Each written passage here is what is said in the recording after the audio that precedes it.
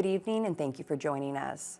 Today marked another step towards cardiovascular surgeries being available at the Thunder Bay Regional Health Sciences Center.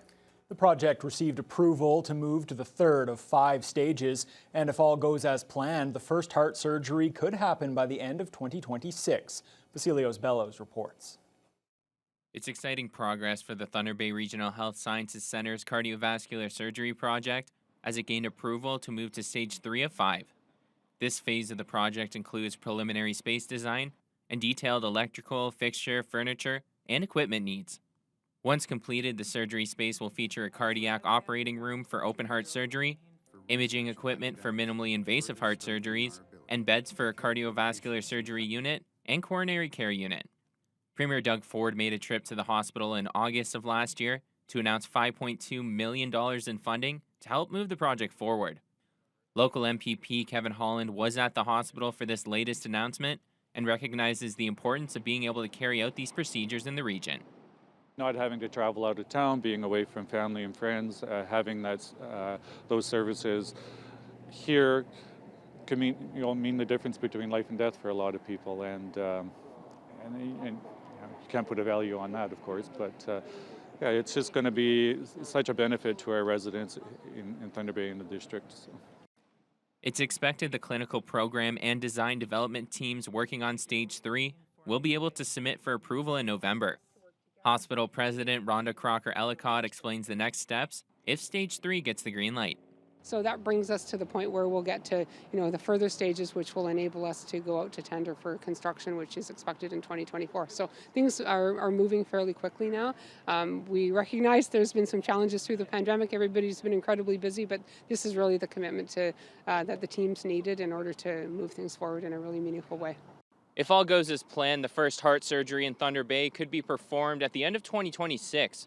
Once these procedures begin locally, it will provide comfort to those needing surgery, knowing their loved ones are close by, while eliminating the stress of having to travel across the province.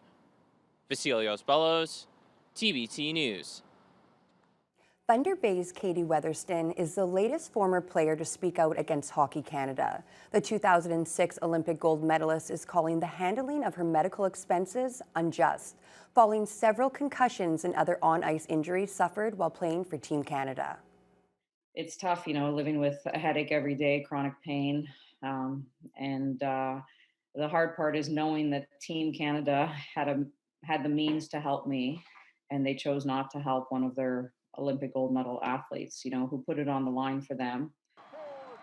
Weatherston says she was told in 2014 that Hockey Canada could only cover $4,000 of her medical expenses for ongoing traumatic brain injuries. That's just a fraction of the close to $200,000 in medical bills she was forced to pay out of pocket in the year since she was first hurt.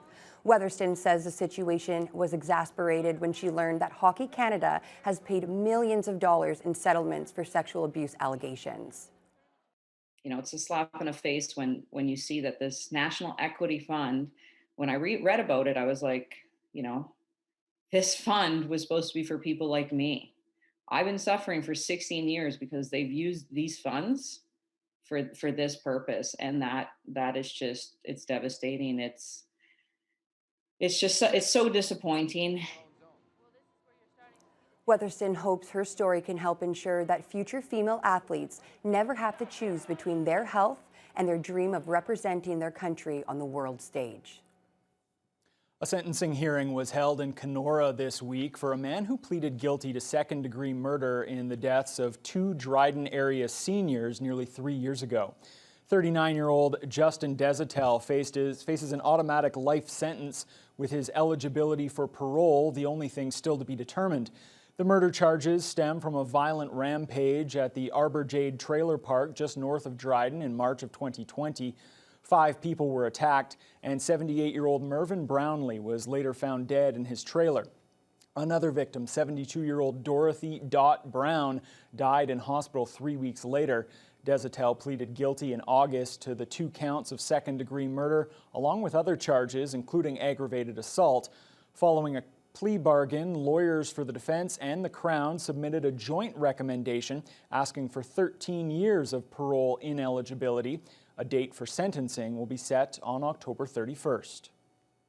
Directly after the news hour tonight, stay right here on CKPR Thunder Bay for Issues and Answers, the 2022 mayoral debate. It can also be viewed online at tvnewswatch.com. All 5 of the candidates vying to become Thunder Bay's next mayor answer questions on a number of big issues, like the economy, infrastructure, homelessness, and policing. Here's a brief sample of what you'll see tonight. This is how the candidates responded when asked about their plan to stimulate the city's economy and grow the tax base. Many times businesses want to set up in Thunder Bay and they become discouraged by the city itself, who is actually blocking business, putting up so many hurdles and roadblocks in the way of business. So we need to move to a culture of yes. How can we help you? The savings that can come from saving our vulnerable, helping our homeless, making sure that our seniors have affordable housing, those savings will come to where the taxpayers can actually see some sort of a reduction. Maybe we should start focusing also on, paying a decent living wage to people so they can afford a home and food and anything.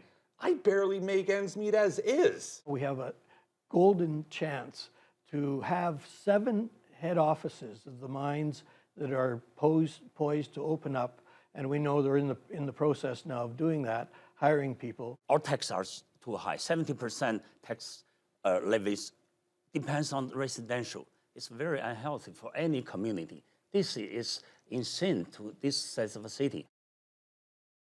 Again, Issues and Answers can be seen tonight at 7 o'clock right after the news hour here on CKPR Thunder Bay and online at tvnewswatch.com.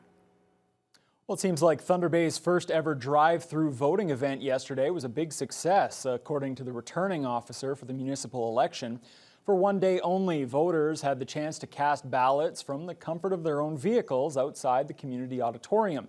It was as simple as pulling up with the required voter documents and ID, filling out a paper ballot, handing it back to election staff, and then driving out.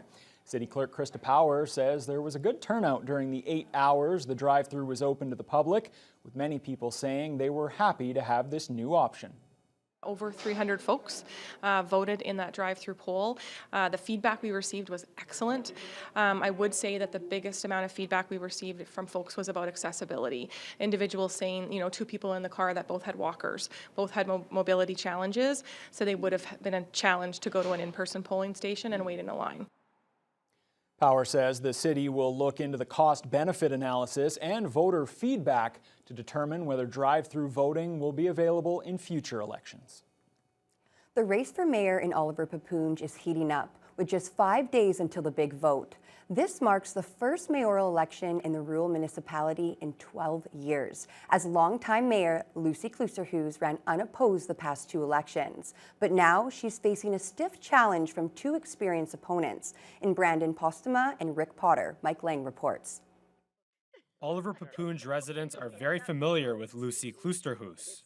She's been mayor since 2003 and is looking to keep building off what her councils have accomplished in the last 20 years. Our municipality is growing. A month ago, we were at the point of having $15 million worth of construction happening in our municipality, which is double of what it was last year. Between the racetrack, the museum, the hockey, the fighting walleye at our local arena, we see a lot of families enjoying those, and I'd like to see that carried forward. However, it's the first time in 3 council terms that Klusterhuis has faced candidates who want something different.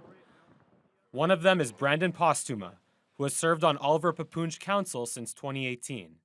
The owner of the Kekabeka Depot says he's serious about a new direction for the community.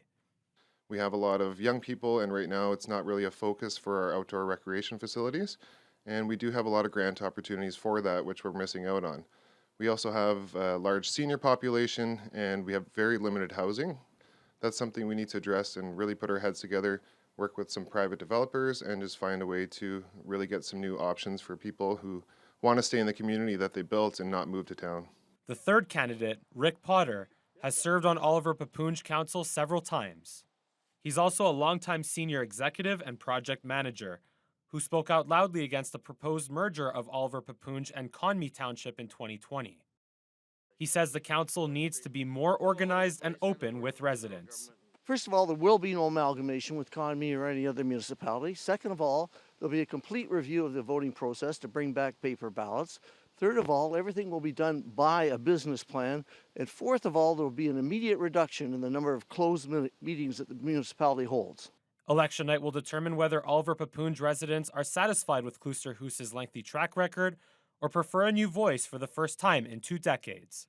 Mike Lang, TBT News. In Terrace Bay, former town councillor Gino LeBlanc is taking his second run at the mayor's seat. He'll be up against current councillor Paul Malashewski for the town's top job. LeBlanc sat on council for 12 years before his first mayoral run in 2018. He lost that race, but he's feeling good about his chances this time around. He says he's running for his grandkids to make sure they'll always have a choice to stay in town if they so choose. Malashewski has been a Terrace Bay councillor for 4 years. He feels that as a lifelong resident with 45 years of volunteer work behind him, he can make a difference for the community. Both candidates name an aging population and a housing shortage as the key issues.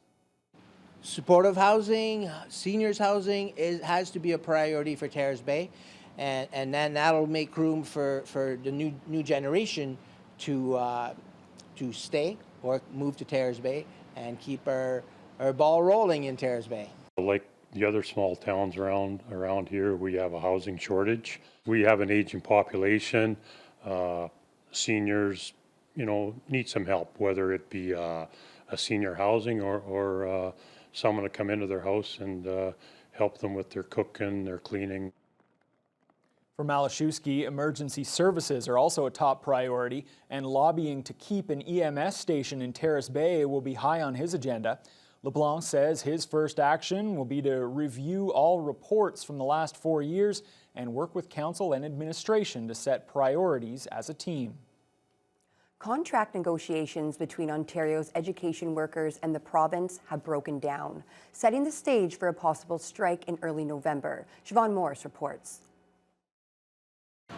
Mediation between school support workers and the government was cut short after 2.5 days. The two sides are just too far apart. Unfortunately, there has not been any movement by the Ford government towards accepting our reasonable, affordable, and absolutely necessary proposals. CUPE and the government have both dug in their heels on wage increases. When the government comes in at 8 points and the union's requesting just on the salary levels, over 35% over 3 years, that gap is large. CUPE's position is that wages have been suppressed for too long, with many members earning less than $40,000 a year. We have folks every day who tell me, if I do not see a substantial raise, I will not be able to continue as an education worker. CUPE and government negotiators will hook up with a mediator again November 1st, 2 days before the union is in a legal strike position. We still can land a deal. It requires us to be reasonable. We want the union to come to the table with something that is affordable and fair that keeps kids in school. CUPE would have to give 5 days notice of any work action. In 2019, the union started with a rollback on service, skipping some cleaning and administrative tasks. We do know that when we did work to rule last time, it did not provide adequate pressure for this government and these employers. It took the threat of a full-blown strike to come to a deal.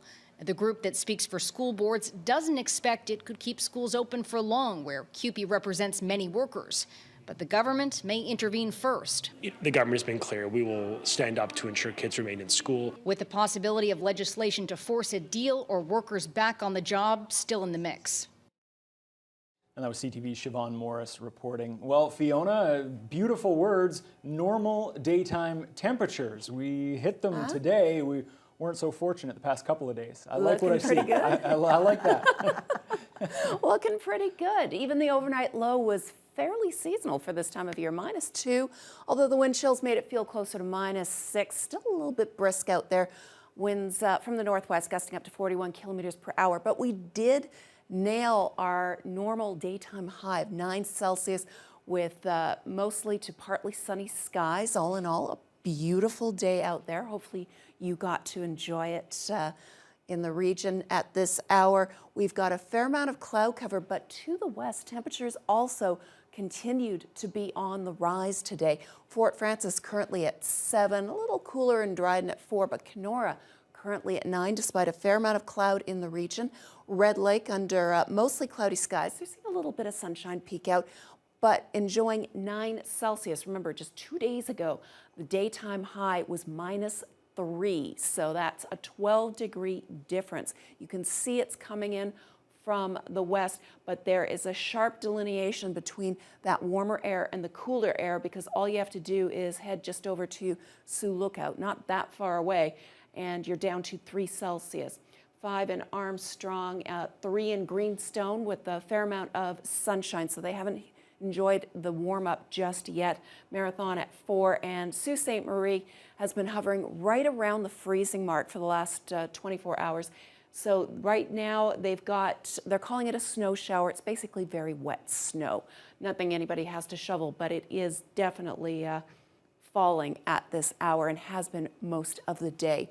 In the city of Thunder Bay, we are currently at we are currently just below our high of 9. We're at 8 Celsius, and we will drop down to a low of -4 under cloudy skies. So it's going to be a little bit cooler, but winds are tapering off down to about 11 kilometers per hour. Wind chill not really going to be too much of a factor. And as we head towards the weekend, things are looking even better and better. We've got a lot of warm air pushing up and expanding from the south. That's going to push our jet stream to the north and allow Thunder Bay even more of a warm up into double digits. I'll have more details later on in the news hour. Well, you're just full of good news today, Fiona. I try. I like to hear it. I try. I'm sure you'll take it back at some point. Well, the Emergencies Act hearing continues in the nation's capital. Today we heard about tension between City of Ottawa officials and members of the police service as that protest continued to drag on. We'll have all the details as your Wednesday News Hour continues. We did not have the resources inside Ottawa Police, nor did we have the expertise